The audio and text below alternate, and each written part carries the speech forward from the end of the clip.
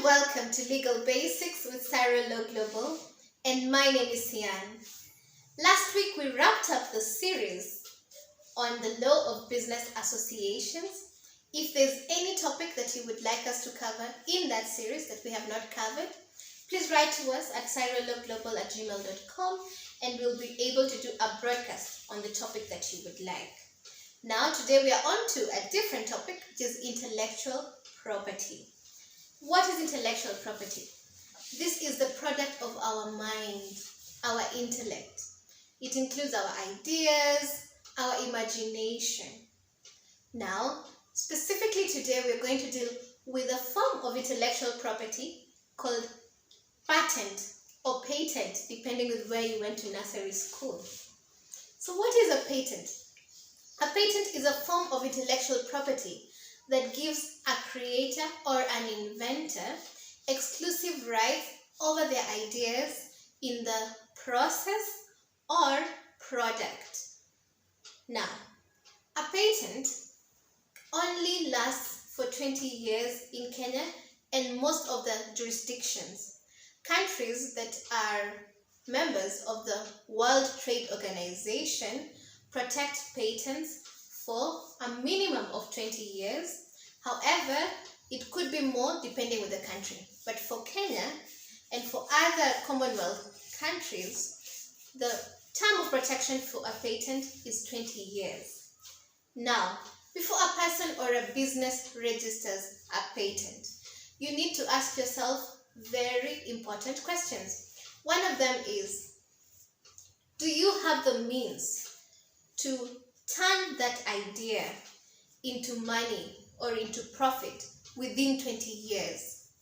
Because after 20 years, the term of a patent is not renewable.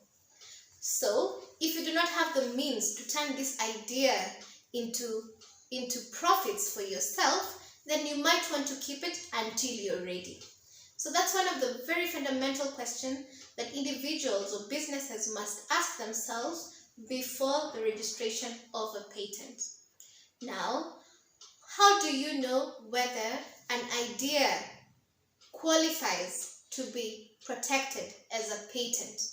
Number one, it must be novel or new. This means that it must be an idea that has not been patented anywhere in the world and an idea that is not out there. People do not know about it. Secondly, it must meet the threshold of usefulness. You see, there's some good ideas in the world, but some of them may not be useful. If it fails the usefulness test, then it cannot be patentable. Third, an idea must have an inventive step.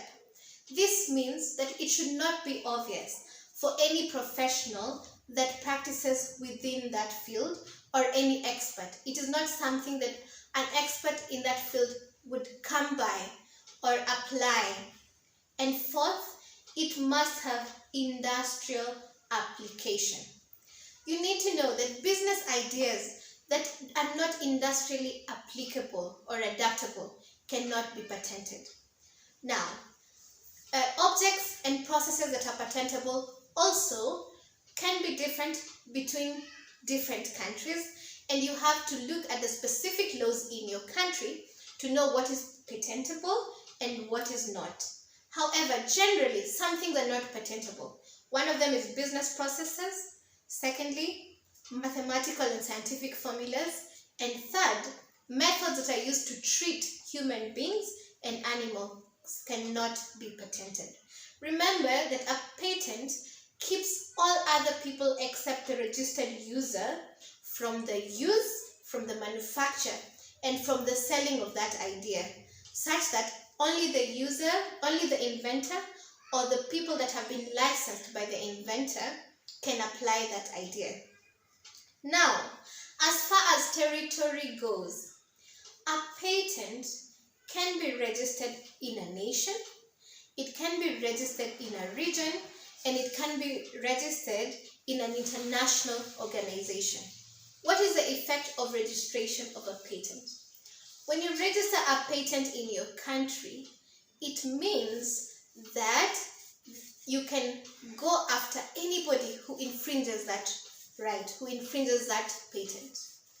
However, when you register in a country, it still means that somebody else in another country can never patent your idea.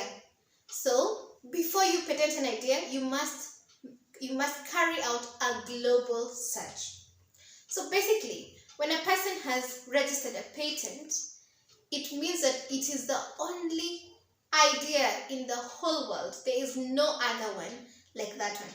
However, the protection will only depend with the regime that they have chosen to register under.